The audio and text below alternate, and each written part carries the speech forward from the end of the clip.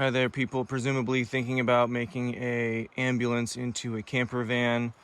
My name's John, and I did that, and I highly recommend it. This is a 2010 e350 Super Duty that is a Crusader Type 2 by Wheeled Coach.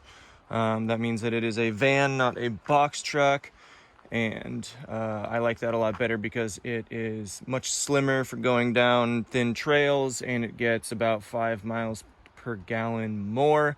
It has a lot less space, but like, come on, guys, get an RV if you need to take the whole house with you.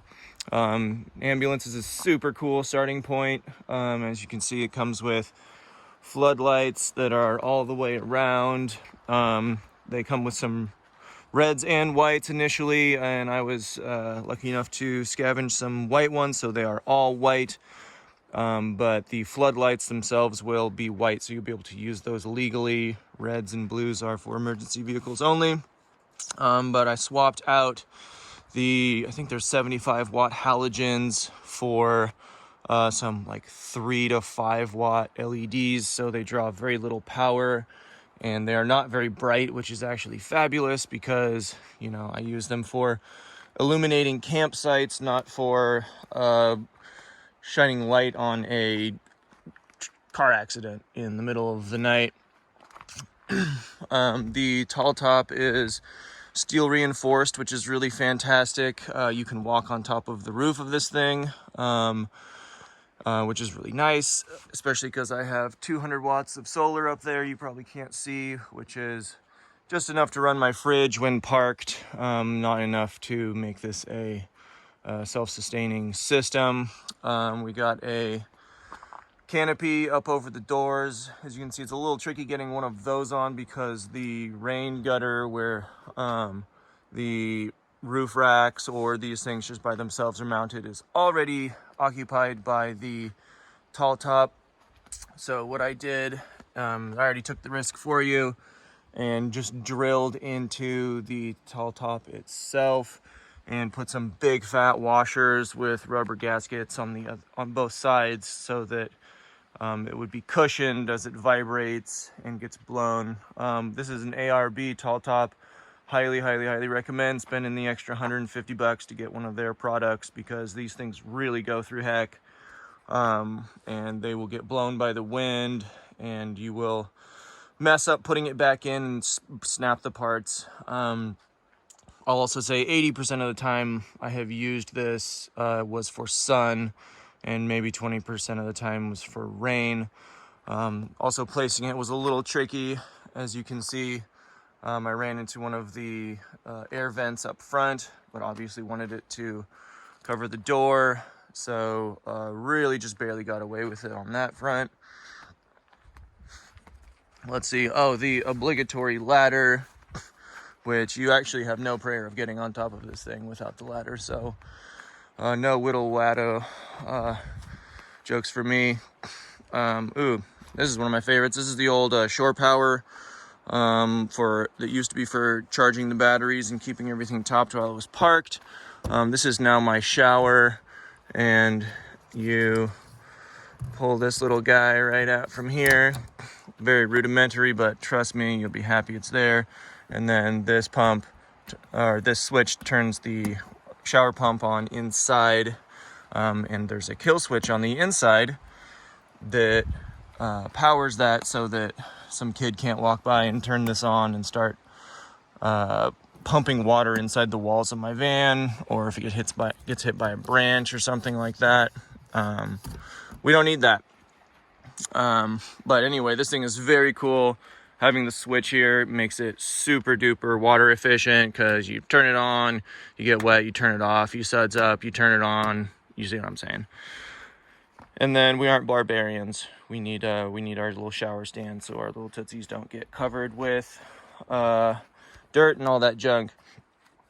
Moving on to the actual lift. This was done by AJ's 4x4 out of Portland, and those guys rock. They did a super good job for me, and they did it when everyone was fighting over toilet paper and tomato soup, and so they managed to somehow score all the parts to do this, which was amazing. This is an 8-inch lift. We originally were shooting for a 6, but the engine is so heavy on this van that with the standard springs, I was bottoming out all the time. And so those guys kept at it until we got it right, and I really appreciate them. We got Fox shocks all the way around. This thing's got about, I think it's about 12 inches of clearance from the axles, so you could drive straight over a bowling ball and not notice, which has been really fun. It's a great amount of clearance, and I'm happy that we got that extra lift in. And then they also installed these radial arms to help support the axle, and then we put in a transfer case, which you can see we had to slice off the front of the gas tank actually, and then re-weld that so the transfer case can supply power to the front axle. Went from a 30-gallon tank to a 28-gallon tank, not a big deal. And then these guys also set me up with a 7-layer leaf spring kit in the back, because I told them I was going to be hauling a bunch of stuff. This truck also doubles as a work truck for me, which is fabulous because it is an absolute beast and it can tow amazing amounts. Oh, I also had the spare tire installed under the rear. This is originally where the spare tire goes, but obviously it wasn't anticipating having a 35-inch tire in there. So a little bit of cutting and hacking was required to make room for it, but I can't recommend this enough. It's got the little crane hook that lowers and lifts the spare in. I've had these tires for 4 years now, and I've put them through a good amount of hell, and I have never needed a spare. So if I had that ratcheting or that gate swinging spare on here, I probably would have opened it and moved that thing out of my way 1,000 times and had not used it once. Still great to have a spare. Not saying don't have one. I'm just saying your spare parts shouldn't be in the way of your primary uses, if at all possible. Oh, got a backup cam, of course. You can't see anything out of the back of this vehicle when you're doing that. Heck, let's take a look inside, starting in the back. I highly recommend having a just big open compartment for your trunk area. People who compartmentalize these things and make them, oh no psych joke there, but make all these little compartments for each individual little thing. You're just shooting yourself in the foot. You're going to be rebuilding that over and over again because your gear changes, your use changes. So just go with the big truck, man. Trust me. Got a 30-gallon water tank here, which when I first filled it, I put little tick marks on it so I know how much water is in there. We got our fill, the air exchange. This is the line to the sink inside, and then this is the dump, which I actually really like. I put my dog water bowl down here, and then here's the tube from the dump and a little valve up in there. And so this is really nice for me because if you ever go in the desert, go on a big hike, you lose your keys, you make it back, you still got water. If your electrical system and your pumps all die, you still got water. I'm an old Pacific Northwest guy. If I don't have water, I'm gonna make it everybody's problem. Then let's see, this is a 3-liter diesel tank for the furnace inside. This has enough fuel in there to run for about 60 hours, which is plenty on the lowest setting. And then let's see, this vehicle also has a bunch of little air vents, which are really sweet. They come out these little silver hoods out the side. This is the original exhaust vent from the ambulance, and so there's a big fan in there that sucks air at the side. It's really loud and isn't overly useful at this time, but it's there. Here, on the other hand, is one of the really sweet ones. This is the head of the bed, and there is the same little exhaust hood.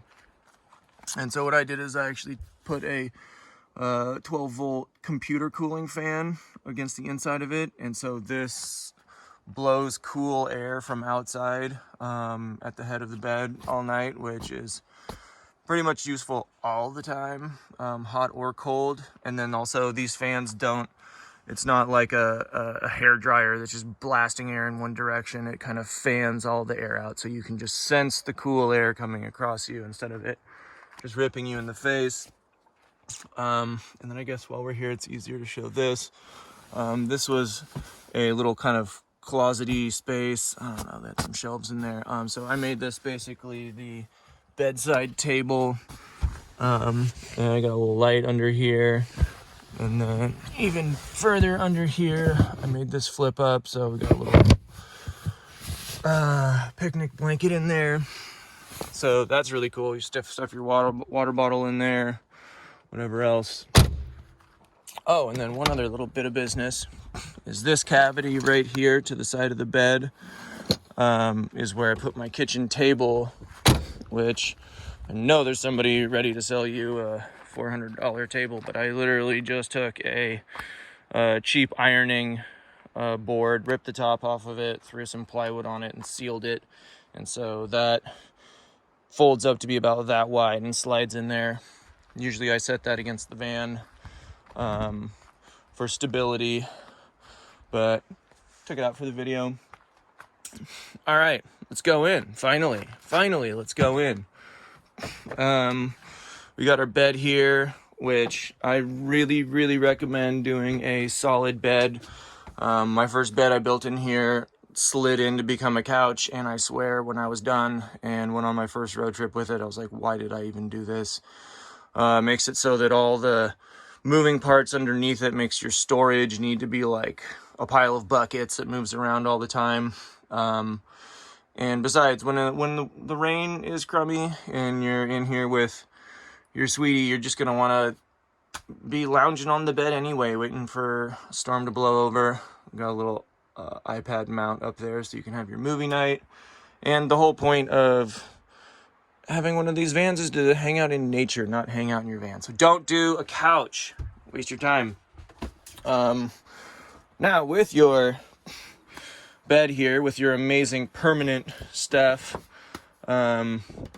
reachable from the outside is kind of a random tool drawer that has all the things that I might want, because it's kind of a chore to get in here. If you do it 1,000 times, you'll want some stuff just grabbable from the exterior. So here's all your little trinketries and whatever you need.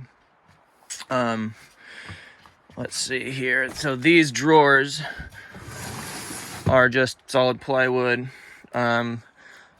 They go back almost 4 feet into the bed, and I was really concerned about the janky hardware that they sell for this kind of thing. Those like actual extendy brackets, like in a cabinetry. I hate when stuff breaks, and the ones that extended that far were like $150, and I just knew that they were gonna break. So all I did was cut little channels and put in little C-metal there, and then made the bottom of the drawer slide into that. And so these drawers have been operating for years and they haven't failed.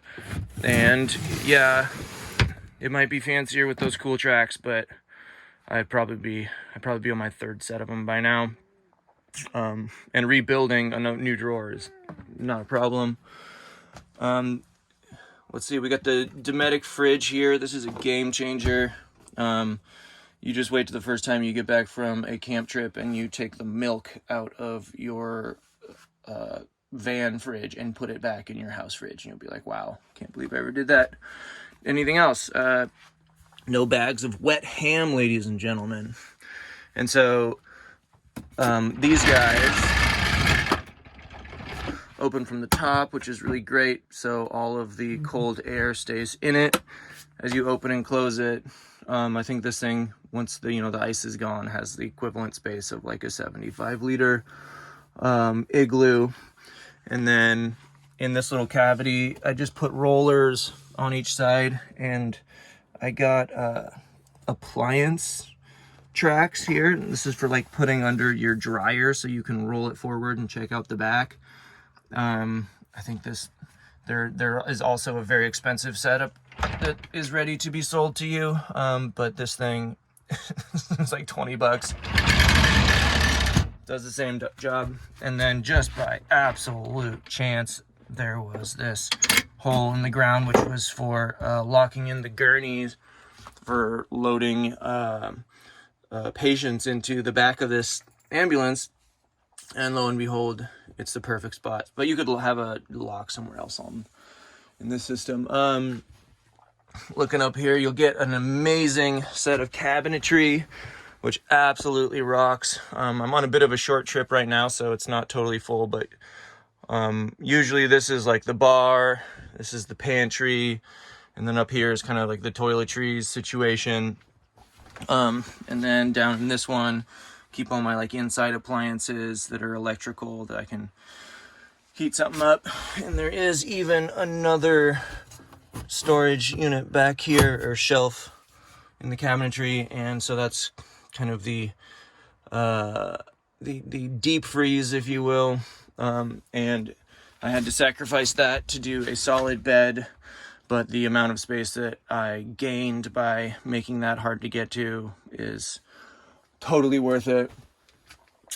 Let's see, we got our lovely sink here. So when this thing first came, you can see just kind of like the footprint there, and then there's some little glue lines here and here, and so there was a stack right there of like little open air shelves, and I think there was a little latch thing at the bottom.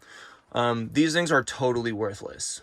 You will look at them when you first see them and you're envisioning your life in the camper, and you're gonna be like, oh my gosh, this is so great, we can keep on. No, it's awful. It's terrible stuff. It is designed for somebody to be taking IV bags off of and whatever, not for you to live in.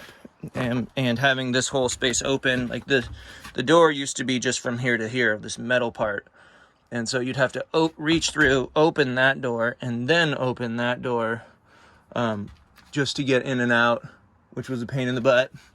But I did take that plywood. Oh, so this is gone, and this whole bulkhead here needs to be supported because it was always expecting this column here. So you'll either need to put in a post, or what I did is I got some angle steel from a metal friend and just bolted that into the wall there, so the side is sitting on that ledge and then held up over there. But so I built this sink, which I actually couldn't find a sink pan small enough, so that is a hotel heater pan that I just busted a hole in the bottom and put a drain in, and then of course a cheap faucet. And you know, I didn't think I was going to be washing dishes in here.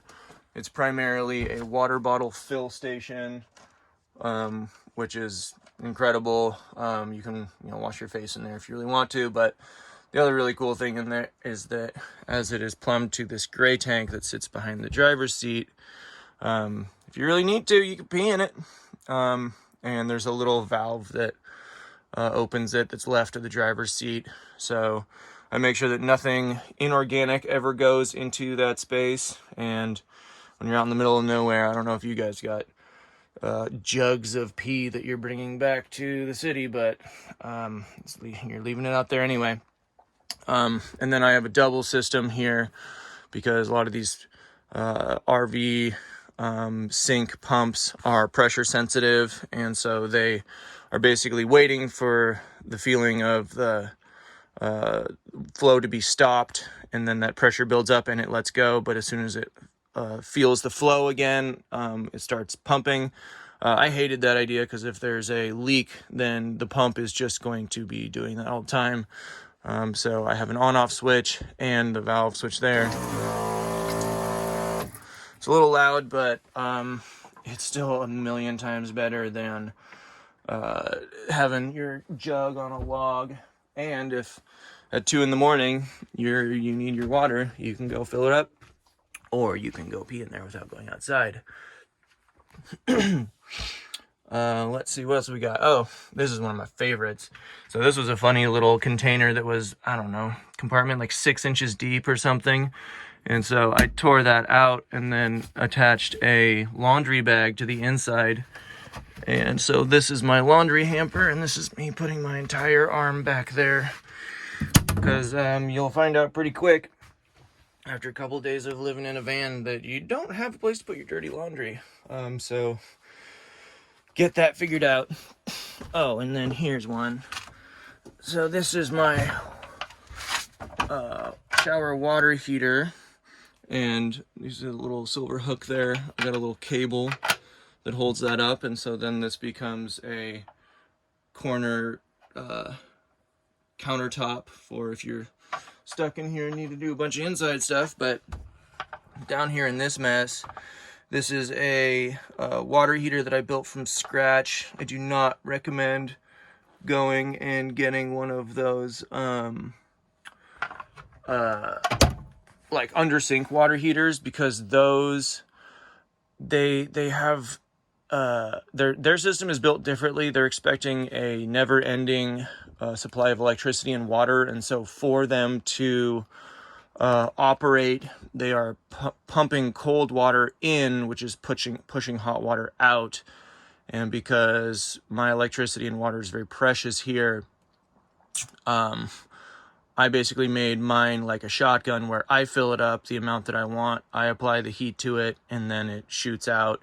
And so it will empty without needing to sort of hog 3 gallons of water all the time in the box.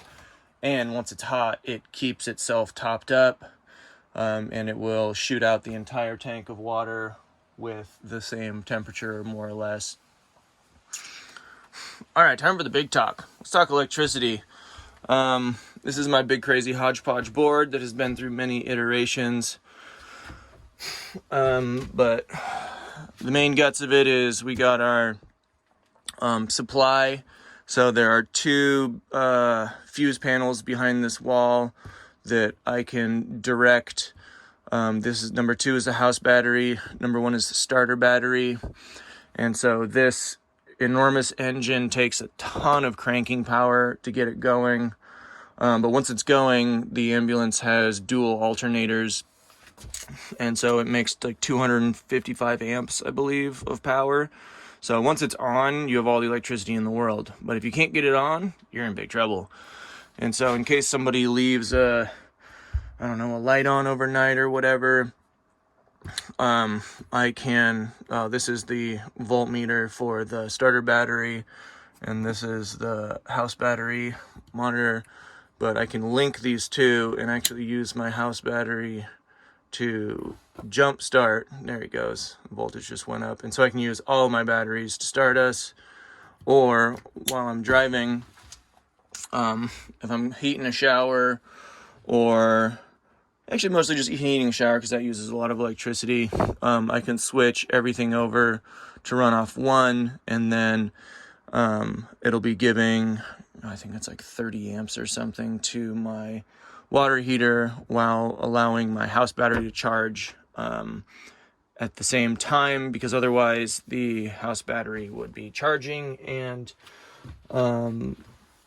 putting out power, like the in and out would be the same, and so I would arrive to my next campsite having not charged my house battery at all. This cutie little switch turns on my breather fan over there.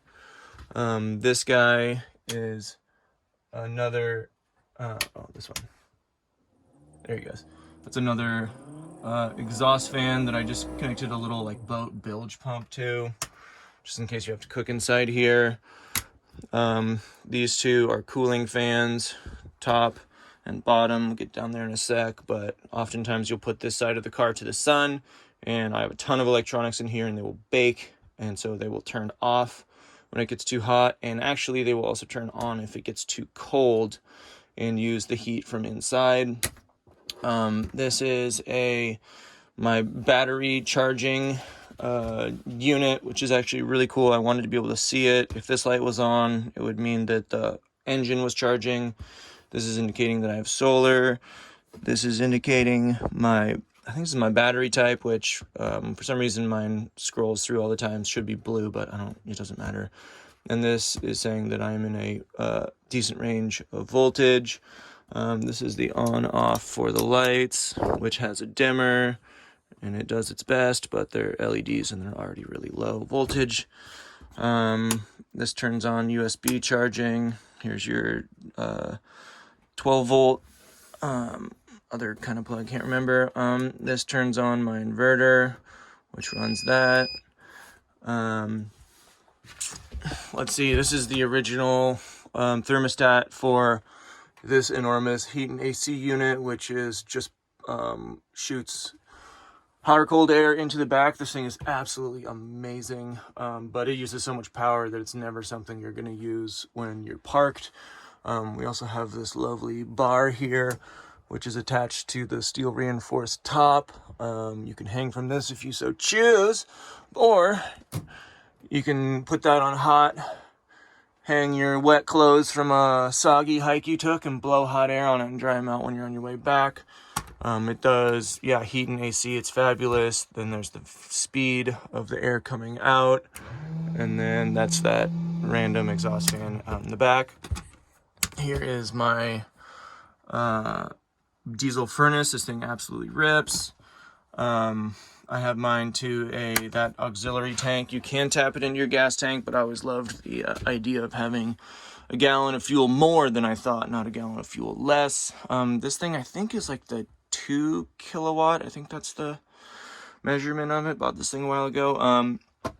Get the smallest one you can. Holy smokes. I think most of them were like 3s, and for $30 more you can get the 5. I run this thing on its lowest setting 95% of the time, and half of the time I wish I could get it even lower than that. I'm pretty sure if you had the 3 kilowatt thing, unless it was 10 degrees outside, you'd have your windows open while this thing is burning. And kind of the idea is to keep the bugs and dirt out and all that. So I think 2 is what I got. And honestly, if I could find a smaller one for this size fan, I would do it. And then this is my shower components. This is my little magnetic meter thing that is the fill, which is great. And then this guy is the heater. So it's on Celsius, so it's 15 now. And I love this. I can set the temperature to whatever I want, and it will get it up and maintain that. And then this is the kill switch for the pump outside. Down here is where I put my battery. 100 amp hour Renogy lithium. This thing absolutely rips. I've had this battery for goodness 5 years now, and it's worked beautifully the whole time. And then this will be a little harder to see. Oh, I think I have a flashlight. Check it out. Back here, this yellow box is my inverter, and then blocking its view is down there, that gray or black box is the furnace. And so the furnace blows hot air out right here, and then actually you can see these bolts. Those are what hold the inverter on. And it is a pain in the butt to work back there, but it's really cool having them out of the way. And then, oh yeah, so here's like the cooling fans that I put on here. Or again, if you're doing a really cold camp, this will be sucking and exchanging the warm air into there, because the battery will protect itself and shut itself off. And then, yeah, these are the fans for up top from there.